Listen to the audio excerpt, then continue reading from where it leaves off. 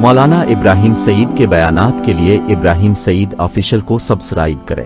آپ صلی اللہ علیہ وسلم کے مبعوث ہونے سے پہلے جنات کی رسائی اوپر تک ہو سکتی تھی۔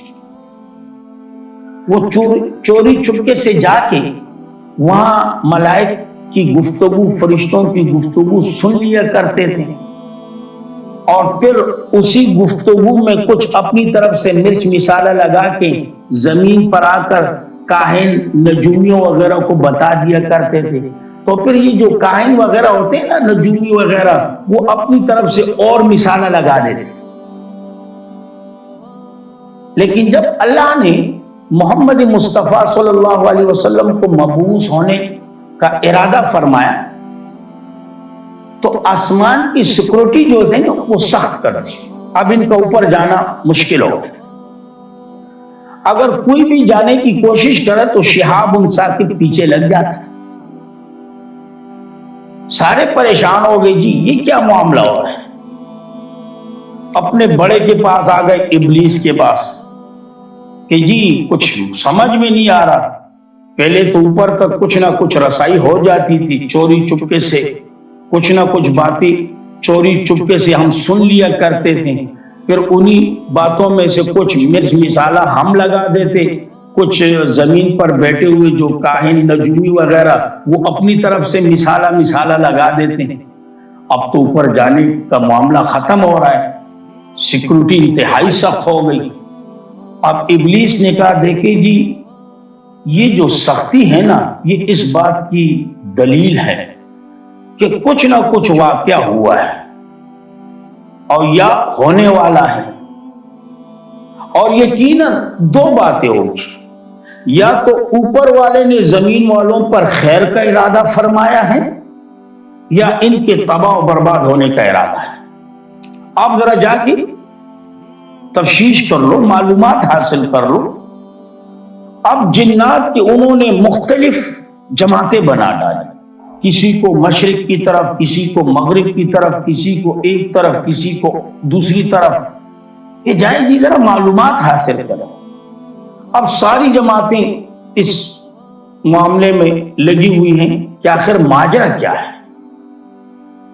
یہاں تک کہ جنات کی ایک جماعت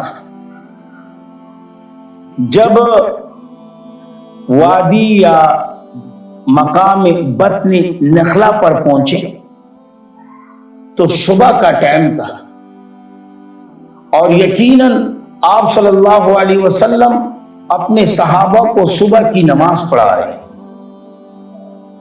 اور ماشاءاللہ ہو قرآن اور آواز و محمد مصطفیٰ کی، اور ٹائم بھی صبح کا پرسکون ٹائم کہ کوئی شور وغیرہ نہیں۔ اب جیسے جنات نے آپ صلی اللہ علیہ وسلم کی زبان مبارکہ سے قرآن کی تلاوت سنی، سارے کے سارے حیران ہو گئے، سارے کے سارے وہی حاضر ہو گئے، اور ایک دوسرے سے کہنے لگے خاموش خاموش خاموش، قربان جاؤ۔ یقین جانے جنات جن کے مادے میں شر ہے، قرآن کی صرف ایک دو آیتیں سن کر انہیں بات سمجھ میں آ گئی کہ قرآن کا ادب کا تقاضا یہ ہے کہ جب یہ پڑھا جائے تو دیگر جو لوگ ہوتے ہیں ان کو خاموش رہنا ہے، ان کو خاموشی کے ساتھ سننا ہے، کیونکہ یہ کلام اللہ کی فطرت کے خلاف ہیں کہ ایک بھی پڑھ رہا ہو اور اس کے ساتھ دوسرا بھی پڑھ رہا ہو۔ جنات کو بات سمجھ میں آ گئی، اس لیے ایک دوسرے سے کہنے لگے خاموشی، انصتو انصتو، خاموش خاموش۔ لیکن ابھی تک ہمارے سمجھ میں یہ بات نہیں آئی، جنات کے سمجھ میں آ گئی۔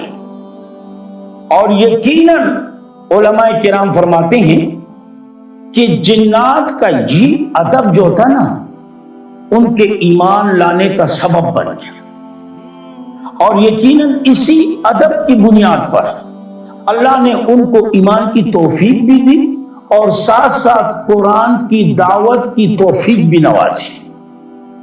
ادب اس قدر بڑی چیز ہے.